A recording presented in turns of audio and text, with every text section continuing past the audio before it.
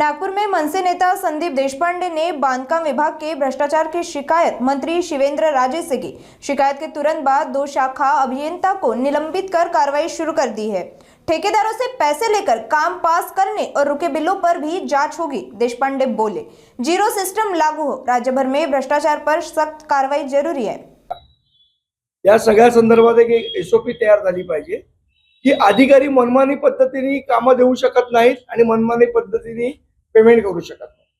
या संदर्भातली एक एसओपी असली पाहिजे आणि त्या एसओपी नुसार अधिकाऱ्यांनी काम केलं पाहिजे। आता काय होतं, अधिकाऱ्याच्या मर्जीवर अवलंबून आहे की त्यांनी कोणाचं पेमेंट काढायचं कोणाचं नाही काढायचं। त्यामुळे भ्रष्टाचाराचा खूप मोठा एक मार्ग त्यामुळे तयार होतोय।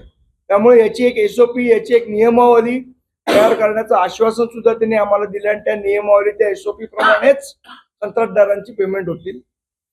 कामाच्या बाबतीत कामं जी पीडब्ल्यूडीच्या मार्फत केली जातात त्याच्यामध्ये पारदर्शकता येईल अशा पद्धतीची नियमावली जी आता समिती नेमणार ती समिती तयार करेल।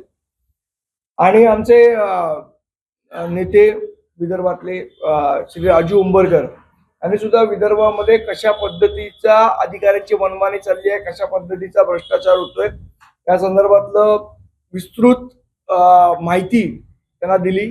त्या संदर्भात सुद्धा विशेष एका अधिकाऱ्याकडे या संदर्भातली चौकशी करण्याचे आदेश देण्याचं त्यांनी मान्य केलेलं आहे। त्यामुळे एकंदरीत ज्या मुळात आमचा उद्देश हा कोणाला बदनाम करणं किंवा हा नव्हता।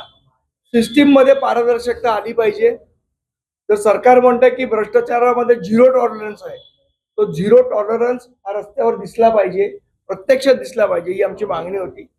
कोणालाही बदनाम करण्याचा उद्देश नव्हता, पण सिस्टीम पारदर्शक झाली पाहिजे, सिस्टीम मध्ये चेंज झाला पाहिजे या भावनेने आम्ही हे सगळं केलं आणि त्या दृष्टीने आजचा निर्णय हा सकारात्मकरित्या शिवेंद्रराजे साहेब भोसले यांनी घेतलेला आहे। गुजरात आणि महाराष्ट्र राज्याचा जो पालघर जिल्ह्याच्या हद्दीत सुरू असलेला सीमावाल जो आहे मिटवण्यासाठी आधी दोन्ही राज्यातील प्रशासनाकडून हालचाली सुरू झालेल्या आहेत।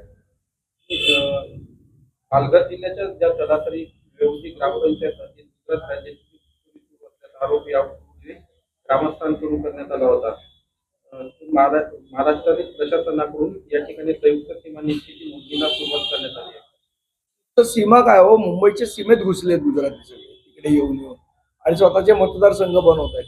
मला असं वाटतं याच्यावर मराठी माणसाचं लक्ष आहे आणि येणाऱ्या निवडणुकीमध्ये मराठी माणूस उत्तर देईल।